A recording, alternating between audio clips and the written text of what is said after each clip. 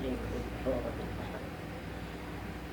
नमामि नारायणपादपङ्कजं करोमि नारायणपूजनं सदा वदामि नारायणनामनिर्मलं स्मरामि नारायणतत्त्वमव्ययं ನಾರಾಯಣನ ಪಾದಕಮಲವನ್ನೇ ನಮಸ್ಕರಿಸುವೆನು ಅಂತ ಕುಲಶೇಖರ ಆಳ್ವಾರರು ಮುಕುಂದನ್ನು ಕೇಳ್ಕೊತಾ ಇದ್ದಾರೆ.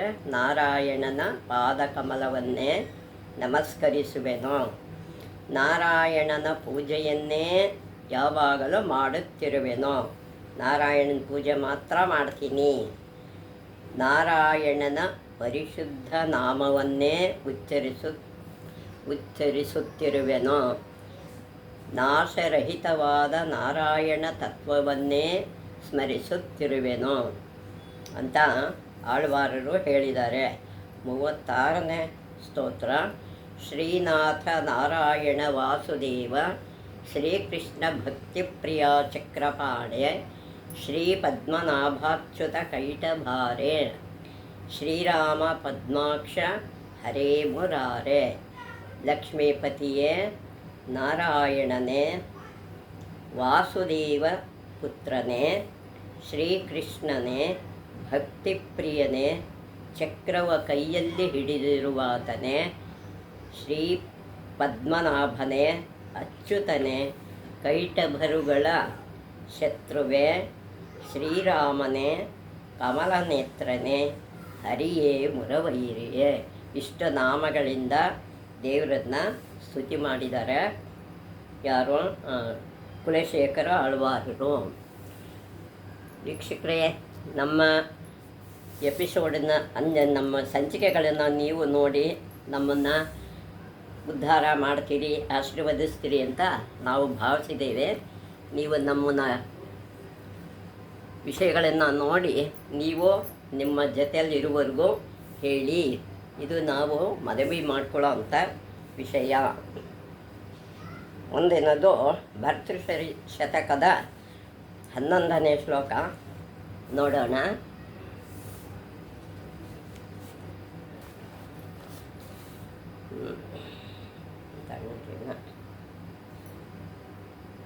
ಪತ್ರವಿಹಿತ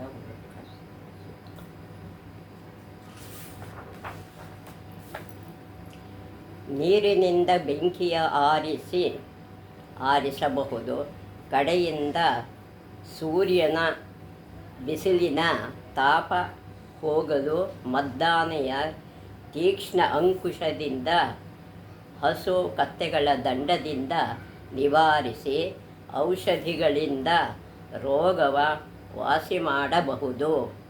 ಅನೇಕ ಮಂತ್ರ ಹಾಕಿ ಹಾವಿನ ವಿಷ ತೆಗೆಯಬಹುದು. ಹೀಗೆ ಎಲ್ಲದಕ್ಕೂ ಔಷಧಿ ಇದ್ದರೂ ಮೂರ್ಖನಿಗೆ ಔಷಧವಿಲ್ಲ. ಯಾವ ಔಷಧಿ ಕೊಟ್ಟರೂ ಮೂರ್ಖನಿಗೆ ಔಷಧಿ ಗುಣ ಆಗೋದಿಲ್ಲ. ಅಂದರೆ ಅವನನ್ನು ಯಾವುದೇ ರೀತಿಲಿ ತಿದ್ದಕ್ಕೆ ಬರೋಲ್ಲ. ಮಂಕನಿಗೆ ಬುದ್ಧಿ ಇಲ್ಲ. ಮಂಕು ಮಾಡಿದವನಿಗೆ ಯಾವ ಬುದ್ಧಿನೂ ಅವನಿಗೆ ಬರೋಲ್ಲ. ಏನು ಮಾಡೋದು? ಅದಕ್ಕೆ ಮುಂದೆ ಹೇಳ್ತಾರೆ ಭರ್ತೃಹರಿ. ಭರ್ತೃಹರಿ ಅವರ ಅಭಿಪ್ರಾಯ ಏನಂದರೆ ಚಿತ್ರಕಲೆ ರಸಿಕತೆ. ಈತ ನೃತ್ಯ, ಚಿತ್ರಕಲೆ, ರಸಿಕ ವಿದ್ಯೆಗಳಲ್ಲಿ ಆಸಕ್ತಿ ಇಲ್ಲದವನು. ಈ ಸಂಗೀತ, ನೃತ್ಯ, ಚಿತ್ರಕಲೆ ಇವುಗಳಲ್ಲಿ ರಸಿಕತೆ ಇಲ್ಲದೆ ಇದ್ದವರು ಬಾಲಕೋಡೆಗಳಿಲ್ಲದ, ಅಂದರೆ ಚಿಕ್ಕ ಚಿಕ್ಕ ಪ್ರಾಣಿಗಳಿಗೆ ಕೋಡಿರಲ್ವತ್ತೆ, ಬಾಲಕೋಡಿಲ್ಲದ ಪಶು, ಕೊಂಬಿಲ್ಲದ ತಕ್ಕಂಥ ಒಂದು ಪ್ರಾಣಿಗೆ ಸಮಾನ. ಆದರೆ ಆ ಹಸುಗಳಂತೆ ಹುಲ್ಲು ತಿಂದು ಮೇವಿನ ಕೊರತೆಯ ಮಾಡದಿದ್ದುದೇ ಆ ಪಶುಗಳ ಭಾಗ್ಯ. ಇವರತ್ತ ಹುಲ್ಲು ತಿನ್ನೋಕ್ಕೆ ಹೋಗಲ್ಲ, ಹಸುಗಳಂತೆ ಹುಲ್ಲು ತಿಂದು ಮೇವಿನ ಕೊರತೆ ಅಂತೂ ಮಾಡಲ್ಲ. ಇವ್ರ ಪಾಡಿಗೆ ಇವರು ಪಶುಗಳಂತೆ ಇರ್ತಾರೆ. ಅದು ಹುಲ್ಲು ತಿನ್ನಲ್ಲ, ಅದೇ ಅವರ ಭಾಗ್ಯ ಅಂತ. ಶಾಂತ ದೇವ್ ಮನುಷ್ಯ ರೂಪೇಣ ಮೃಗ ಸೃಜತಿ. ವಿದ್ಯೆ, ತಪಸ್ಸು, ದಾನ, ಜ್ಞಾನ, ಶೀಲಾದಿ ಧರ್ಮಗಳಿಲ್ಲದ ಇವ್ಯಾವೂ ಇಲ್ಲದೆ ಇರ್ತಕ್ಕಂಥ ಯಾವುದ್ಯಾವುದು ವಿದ್ಯೆ, ತಪಸ್ಸು, ದಾನ, ಜ್ಞಾನ, ಶೀಲಾದಿ ಧರ್ಮಗಳಿಲ್ಲದ ಮಾನವರು, ಇಂಥ ಮಾನವರು ಯಾವುದಕ್ಕೆ ಸಮ ಅಂದರೆ ಈ ಮರ್ತ್ಯಲೋಕದಲ್ಲಿ ಕೇವಲ ಪಶುಗಳಂತೆ ತಿರುಗಾಡಿ ಭೂಮಿ ತಾಯಿಗೆ ಭಾರವೂ ಆಗಿದ್ದಾರೆ. ಇಂಥ ಮೂರ್ಖರು ಭೂಮಿಗೆ ಭಾರ, ಅನ್ನಕ್ಕೆ ದಂಡ ಅಂತ ಹೇಳ್ತಾರೆ. ಆಯಿತಾ? ಏನು ಮಾಡೋಕ್ಕೂ ಆಗಲ್ಲ. ಅಂಥವರು ನಮ್ಮ ನಾಡಲ್ಲಿ, ಪ್ರಪಂಚದಲ್ಲೇ ಬೇಕಾದಷ್ಟು ಜನ ಇದ್ದಾರೆ. ಅದಕ್ಕೆ ಹೇಳಿದರೆ, ಮುಂದೆ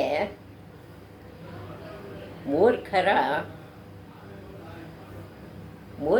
ಅವಗುಣಗಳ ಕೇಳಿ ವಿವೇಕವು ಅವಶ್ಯವೋ ಉಪಯುಕ್ತವೂ ಆದುದು ಎಂದು ಹೇಳಿದ ಮೇಲೆ ವಿದ್ವಾಂಸರಿಗೆ ಅದು ಸಾಧ್ಯ. ಶಾಸ್ತ್ರಜ್ಞಾನ ಪಡೆದವರು ಕೂಡ ಪಡೆದ ಮೇಲೆ ಅದು ಲಭಿಸುವುದು ಎಂದು ಹೇಳಿ ವಿದ್ಯೆಯ ಮಹಿಮೆಯ ಮುಂದೆ ತಿಳಿಸಿದ್ದಾರೆ. ಆ ವಿದ್ಯೆ ಎಷ್ಟು ಪ್ರಯೋಜನ ಆಗತ್ತೆ ಅನ್ನೋದು ವಿದ್ವಾಂಸರಿಗೆ ಮುಂದೆ ಹೇಳ್ತಾರೆ ಭರ್ತೃಹರಿ. ಮುಂದೆ ಏನು ಹೇಳ್ತಾರೆ ಅಂದರೆ, ಭವಯೋಗ ಸನ್ನತಿ ನಯಸ್ಯ ಪ್ರತಿನಿಧನಂ ವಸುಧಾಪತ್ಯ ಸುಧಿಯಸ್ವರ್ಥ ವಿನಾಪೀಶ್ವರ ಅಮಾಯೋ ನೈರೋ.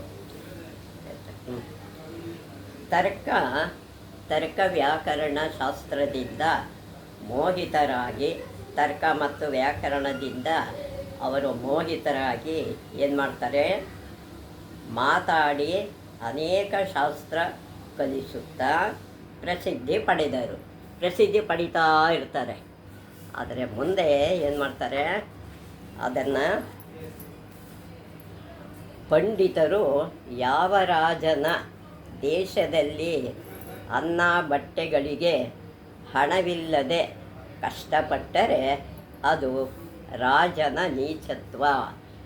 ಇಷ್ಟು ಪಂಡಿತರು ಯಾವುದಾರ ದೇಶದಲ್ಲಿ ಅನ್ನ ಬಟ್ಟೆಗಳಿದ್ದೆ ಕಷ್ಟಪಡ್ತಾ ಇದ್ದರೆ, ಹಣವಿಲ್ಲದೆ ಕಷ್ಟಪಟ್ಟರೆ ಅದು ರಾಜನ ನೀಚತ್ವ ಕಾರಣ.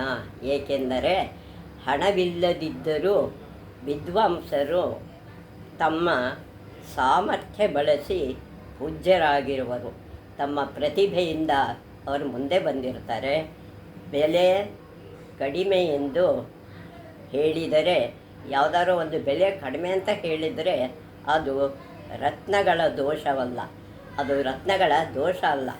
ಅದನ್ನು ಸರಿಯಾಗಿ ಪರೀಕ್ಷಿಸಿದ ದಡ್ಡರಿಗೆ, ಅದು ಪರೀಕ್ಷಿಸಿ ಮಾಡದೆ ದಡ್ಡರಿರ್ತಾರಲ್ಲ, ಆ ದೋಷ ತಟ್ಟುವುದು, ಆ ದೋಷ ರಾಜನಿಗೆ ತಟ್ಟುತ್ತೆ. ಕತ್ತೆ ಬಲ್ಲುದೆ ಕಸ್ತೂರಿ ಪರಿಮಳ. ಕತ್ತೆಗೆ ಹೆಂಗೆ ಗೊತ್ತಿರುತ್ತೆ ಕಸ್ತೂರಿ ವಾಸನೆ? ಅದು ಎಲ್ಲೋ ಹೋಗ್ತಾ ಇರುತ್ತೆ, ಏನೋ ಸಿಕ್ಕಿದ್ದು ತಿಂತಾ ಇರುತ್ತೆ ಅಂತ ಅವರು ಹೇಳೋದು ಈ ವಿದ್ವಾಂಸರ ಬಗ್ಗೆ. ಆಯಿತಾ? ಮುಂದೆ ಹೇಳ್ತಾರೆ, ರಾಜರಿಗೆ ಬುದ್ಧಿ ಹೇಳುವನು. ರಾಜರಿಗೆ ಬುದ್ಧಿ ಹೇಳೋರು ಯಾರಪ್ಪ ಅಂದರೆ, ಎಲೆಯ ರಾಜ, ವಿದ್ಯೆ ಮಾನವ ದೇಹದೊಳಗಿನ ಧನ. ವಿದ್ಯೆ ಅನ್ನೋದು ಮನುಷ್ಯರಿಗೆ ಒಂದು ಸಂಪತ್ತು. ಆ ದೇಹದೊಳಗಿರ್ತಕ್ಕಂಥ ಹಣ ಅದು ಅಪಹರಿಸಲು ಆಗುವುದಿಲ್ಲ. ಅದನ್ನು ಯಾರೂ ಕದಿಯೋಕ್ಕೆ ಸಾಧ್ಯ ಇಲ್ಲ. ಅದು ಸುಖ ಹೆಚ್ಚಿಸುವುದು, ಅದು ಸುಖ ಹೆಚ್ಚು ಮಾಡುತ್ತೆ. ದಿನವೂ ಬೇಡಿದವರಿಗೆ ಕೊಟ್ಟರೂ ತಾನು ಅಭಿವೃದ್ಧಿ ಹೊಂದುತ್ತದೆ. ಬೇಡಿಯವರಿಗೆ ಕೊಟ್ಟರು ಕೇಳಿದವರಿಗೆಲ್ಲ ವಿದ್ಯೆ ದಾನ ಮಾಡಿದ್ರೆ ಅದು ಅವ್ರಿಗೆ ಹೆಚ್ಚುತ್ತಾ ಹೋಗುತ್ತೆ. ಪ್ರಳಯದಲ್ಲಿ ನಾಶವಿಲ್ಲ. ಪ್ರಳಯ ಬಂದರೂ ಆ ವಿದ್ಯೆ ನಾಶ ಆಗಲ್ಲ.